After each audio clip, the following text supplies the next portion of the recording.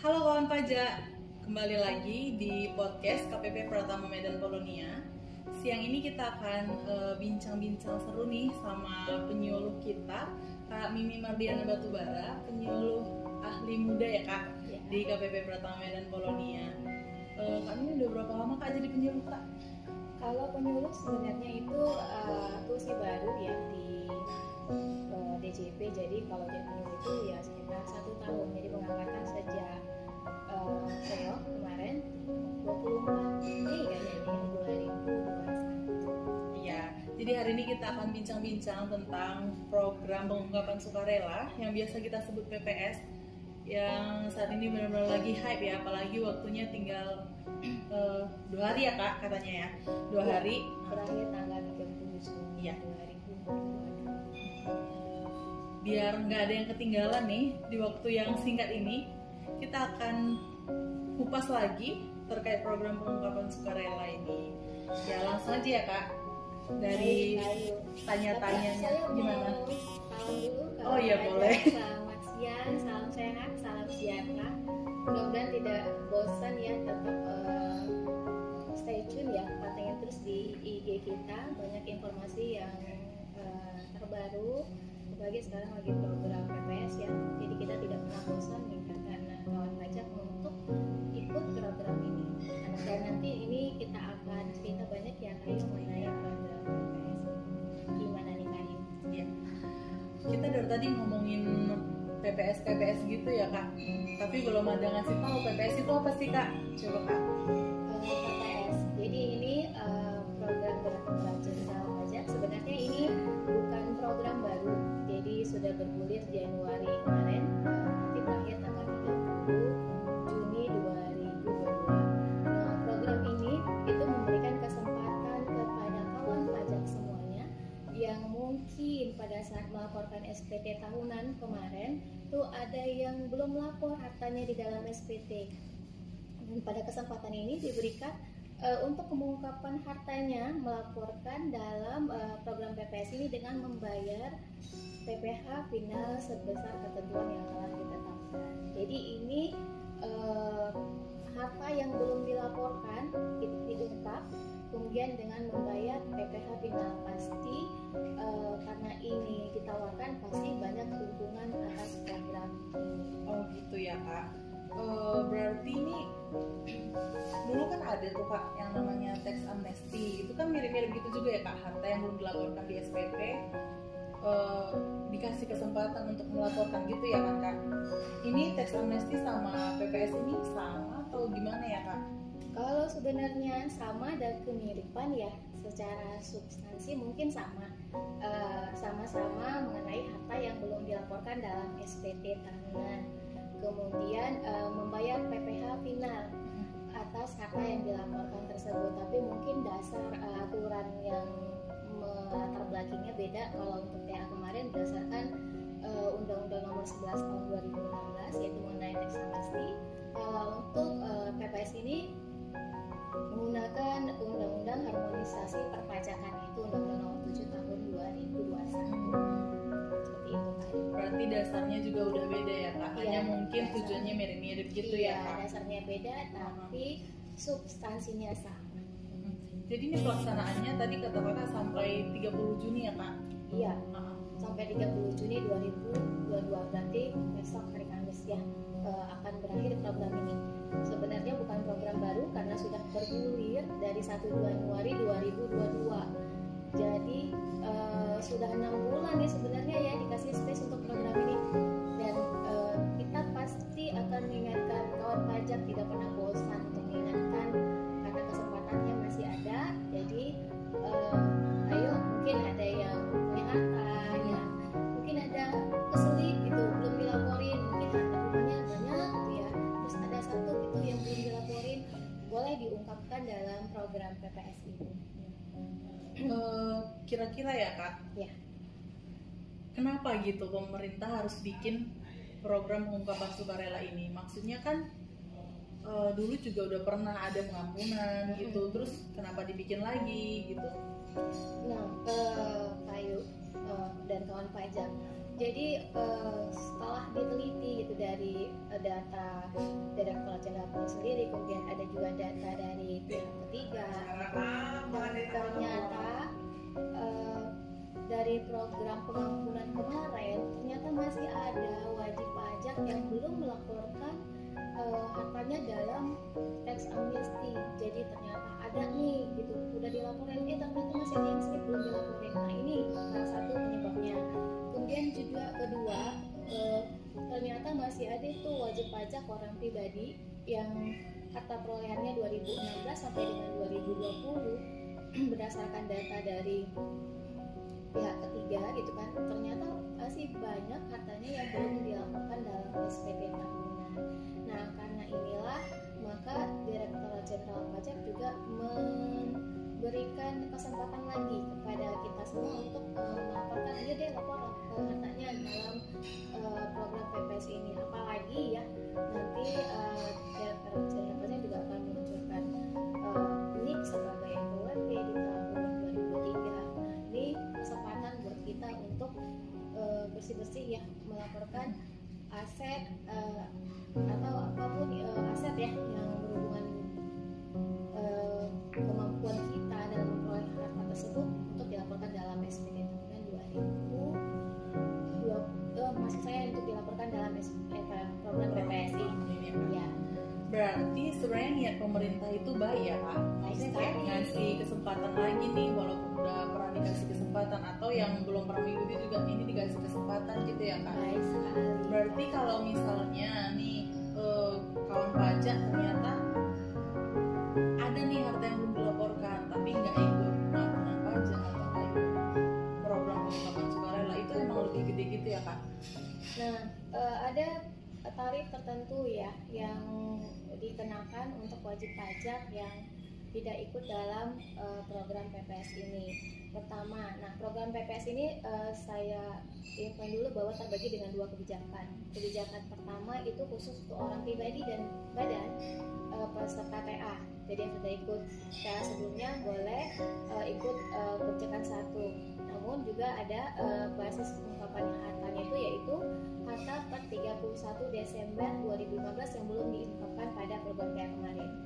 Nah, untuk kebijakan dua itu pesertanya wajib pajak orang pribadi ya, jadi badan tidak bisa. Kemudian basis pengungkapannya kapan nih? Yaitu harta yang diperoleh 2016 sampai 2020 yang belum dilaporkan dalam SPT tahunan 2020. Nah, bagaimana jika misalnya wajib pajak sudah tidak ikut TA, kemudian tidak ikut PPS juga? Nah, untuk wajib pajak yang tidak ikut TA, maka dia akan dikenakan yang pertama nih dulu ya, yang sudah ikut TA ternyata ditemukan data oleh DJP atas harta yang belum dilaporkan nih. Nah, atas harta tersebut akan dikenakan sanksi ditambah dengan sanksi undang-undang TA yaitu kenaikan sebesar 200%. Banyak ya Kak? Banyak sekali 200% kenaikannya. Kemudian yang kedua, untuk kebijakan kedua itu, jika misalnya ditemukan data lain yang belum dilaporkan dalam SPT tahunan dan tidak diikutkan dalam program PPS ini, maka wajib pajak itu akan diterbitkan STP terus kemudian akan dikenakan sanksi sebesar 30% sesuai dengan undang-undang harmonisasi perpajakan ditambah sanksi dari KPP. Tadi kan Kakak bilang kan Kak, kalau ada program pemerintah begini sudah pasti ada manfaatnya gitu. Ya. Kira-kira boleh nggak Kak? Kenapa sih kawan pajak harus ikuti PPS ini? Apa sih manfaatnya gitu? Nah begini, bagi kawan pajak seperti yang tadi saya sudah jelaskan bahwa di tahun 2023 ini nanti pemerintah akan meluncurkan ya, Direktorat Jenderal Pajak akan meluncurkan NIK sebagai NPWP. Jadi tentu saja basis data yang dimiliki akan semakin luas. Nah, data-data tersebut akan menjadi data temuan bagi kita sehingga kita memberikan kesempatan kepada wajib pajak ya udah dia lapor aja gitu kan, daripada nanti ada data himbauan, kemudian STP, maka ayo lapor saja gitu dengan program PPS ini. Kemudian juga untuk kawan pajak nanti misalnya di kebijakan 1 nih ya, contohnya di kebijakan 1, kalau kawan pajak ikut PPS tentu saja seperti yang tadi bahwa dia tidak akan dikenai sanksi sebesar 200% jika ditemukan data yang tidak dilaporkan dalam SPT tahunan karena dia sudah ikut program PPS. Kemudian juga data tersebut akan aman, tidak akan dilakukan pemeriksaan, kemudian tidak akan dilakukan tindakan pidana perpajakan lainnya karena sudah ikut PPS itu, jadi sudah aman.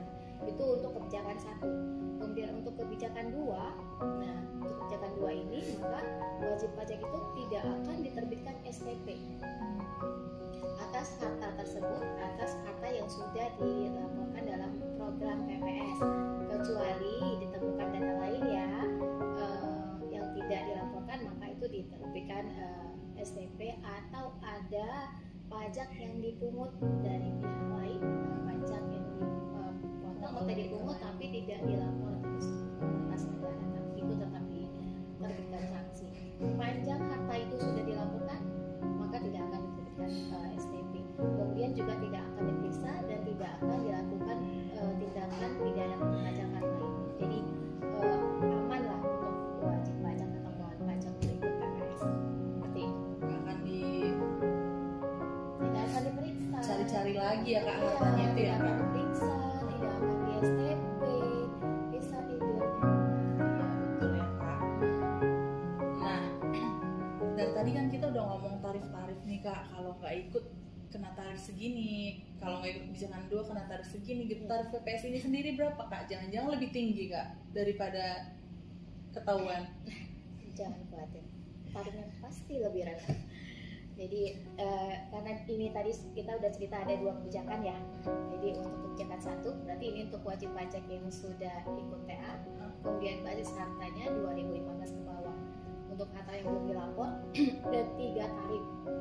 Jadi pertama 6% untuk harta luar negeri, repatriasi dan aset dalam negeri yang diinvestasikan di surat berharga negara ataupun investasi ke sumber daya alam yang terbarukan. Nah itu untuk yang pertama.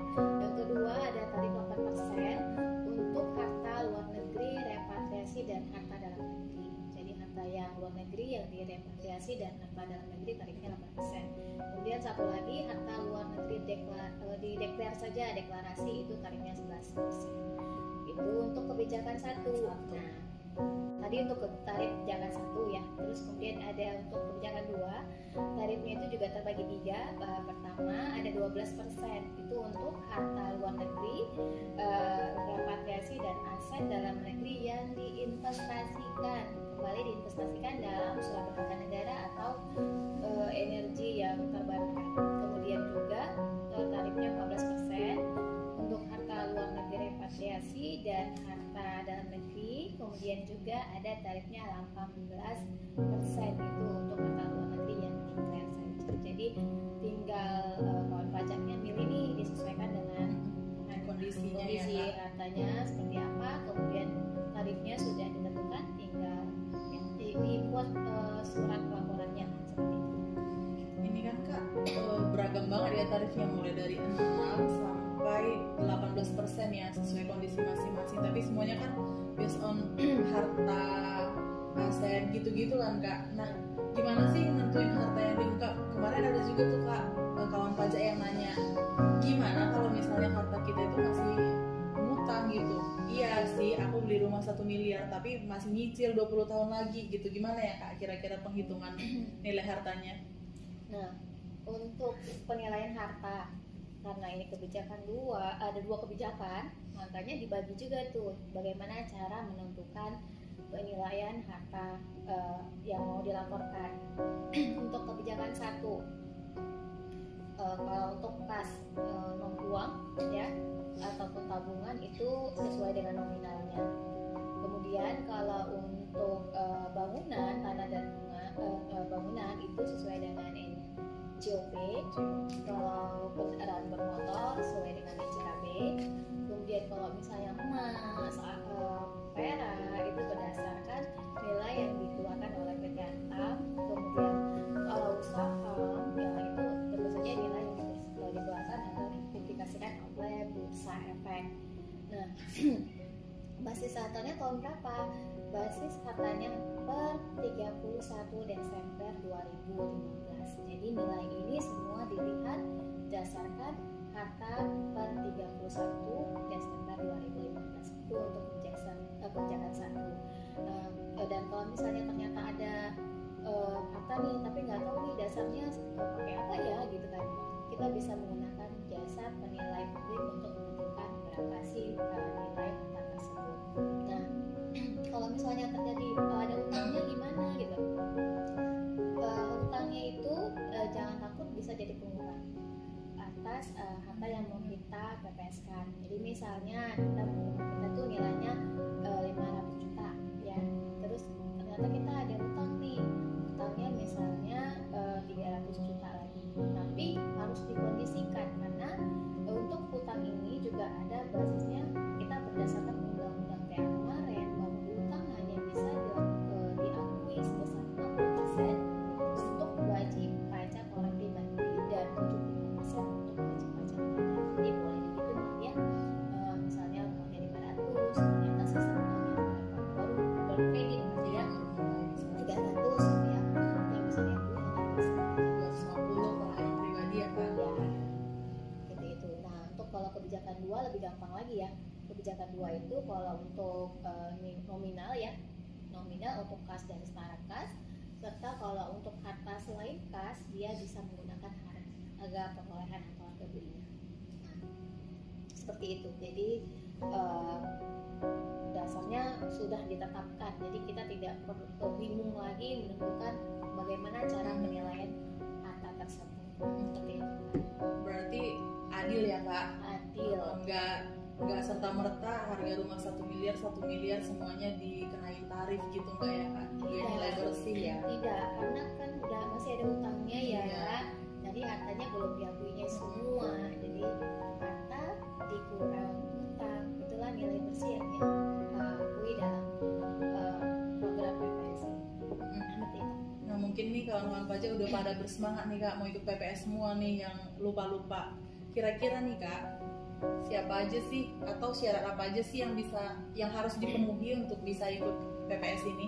Nah, kawan pajak yang mau ikut PPS bisa melaporkannya dari DJP online. Nah, caranya sangat mudah. Kawan pajak hanya tinggal download surat pemberitahuan pengukuran harta. Ya, download SPPH-nya, kemudian bisa isi formulirnya, dan nanti di situ juga ada NPPN yang harus berarti harus ada pembayaran, nanti ada NPPN yang tervalidasi. Jadi tapi kawan pajak juga harus hati-hati ketika buat SPPH-nya dalam menentukan kebijakannya ya, kebijakan 1 atau kebijakan 2, kemudian apakah harta itu termasuk investasi, non investasi atau declare saja. Kemudian juga untuk waktu buat billing nih, untuk menentukan dia menggunakan pasal kebijakan 1 atau kebijakan 2 yang mana kode skornya berbeda.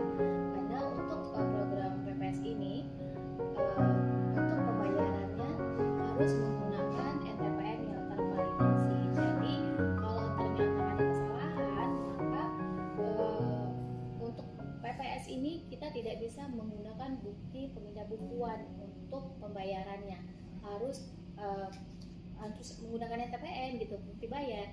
Nah, jika ada kesalahan maka harus disayangkan ya, kita informasikan bahwa wajib pajak harus bayar lagi terlebih dahulu ya. Kemudian untuk pembayaran yang salah tadi bisa dilakukan pemindah bukuan atau dimintakan kembali sebagai pengembalian pajak yang seharusnya didaftarkan. Nah, seperti itu kan. Jadi ya mungkin harus lebih hati-hati. Boleh kembali tapi mungkin butuh waktu gitu ya Kak. Jadi mau nggak mau harus bayar lagi nih untuk PPS-nya gitu ya. Ya seperti itulah. Terus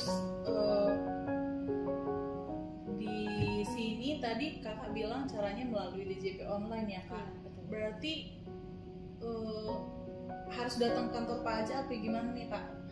Tentu saja yang namanya sudah online ya, berarti tidak perlu datang ke kantor pajak. Jadi cukup wajib pajaknya yang mungkin sudah punya ya, masing-masing sudah punya akun DJP online-nya, masuk ke aplikasi ke DJP online-nya, aplikasi DJP online, kemudian di situ nanti ada menu untuk PPS, nanti bisa download SPPH-nya di menu itu, kemudian bisa diisi SPPH-nya tersebut sangat gampang. Tapi kalaupun misalnya butuh panduan, boleh datang ke Helpdesk KPP Pratama Medan Polonia. Kita sudah punya petugas ya di sana untuk membantu Bapak Ibu semuanya. Kemudian juga ada WA chat konsultasi, mungkin di 0812 6484 1923. Jadi bisa dicatat nih, saya ulang ya, 0812 atau bisa pantengin IG kita nih karena banyak sekali informasi di sana. Dan kita juga informasikan bahwa kita juga buka pojok pajak tuh untuk PPS ini gitu. Jadi di IG semua sudah lengkap, pojok pajaknya di mana saja, hari ini di mana, sampai jam berapa. Jadi boleh follow IG kita di Pajak Medan Polonia. Jadi kawan pajak itu ya, walaupun tidak perlu datang, walaupun bisa online, tapi kalau kawan pajak misalnya kesulitan, langsung aja datang ke KPP Pratama Medan Polonia. Nanti ada petugas helpdesk khusus untuk membantu kawan pajak untuk melaporkan PPS-nya. Nah, kalau misalnya nih kawan pajak merasa gimana gitu ke kantor pajak, kita juga ada pojok pajak. Info lokasi pojok pajaknya ada di Instagram kita. Nah, jadi kawan pajak untuk dapat info yang terupdate silahkan follow Instagram kita @pajakmedanpolonia. Nanti di situ lengkap. Ada pojok pajak di mana aja dan kapan aja. Mungkin itu aja kali ya Kak, info yang bisa kita sampaikan siang ini ya.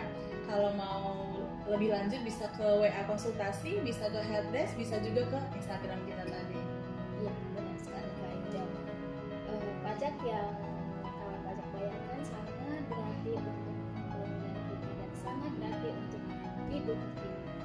Jadi mulailah mungkin ini ya, cari-cari ya, ditulis dulu nih mana ini udah lapor belum, ini udah lapor belum. Kalau belum, masih ada kesempatan program PPS berakhir sampai dengan 30 Juni 2022. Kita tunggu Bapak Ibu di program PPS ini. Mudah-mudahan amal baik ya, membayar pajak ada amal baik dan Bapak Ibu membawa berkah bagi kita. Terima kasih. Terima kasih dan sampai jumpa kawan pajak.